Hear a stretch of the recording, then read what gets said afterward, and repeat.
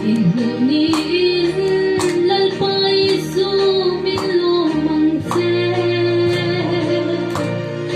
Luruan taga ibangay na sutir sain Como ver jana sumti buro Itharagin mintikhat na Ver jalay bangin kan lobang seo ibangay teya manaan tulaw se oro puy inlento ang se Kasoy kashir nintelong te isaralin zain Karabiat hu hi anshil mo ithisin nin Muatin leta tinramata lokal khongte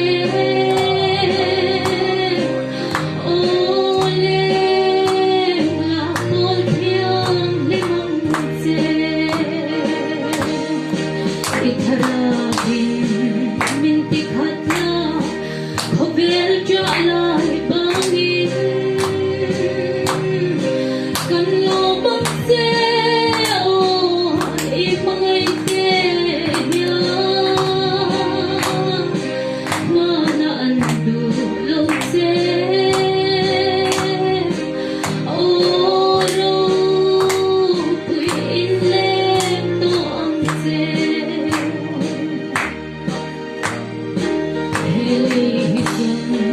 Lunay jana Mundin loro at maala Karaw tiyang him Raw puyle malsong na lutsu Mitin talong Taglerero Chak na nise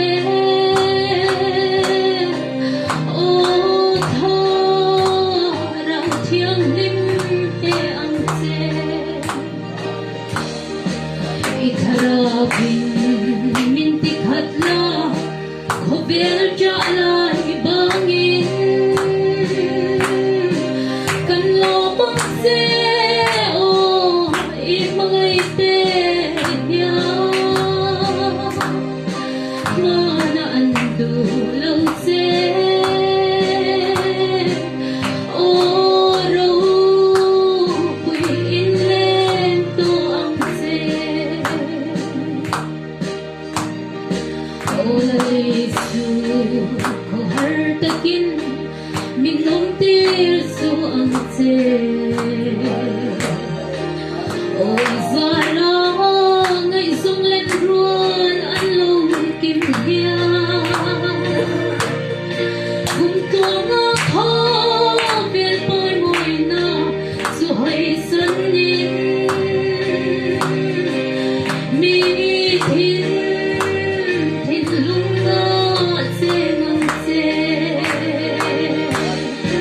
Itharagin mintikhat na Khober jalay bangin kan lobang seo ibangay teya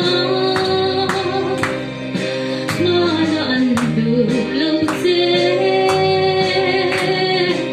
oro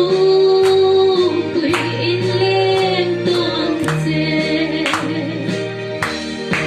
Itharagin mintikhat na Khober jalay bangin kan lobang se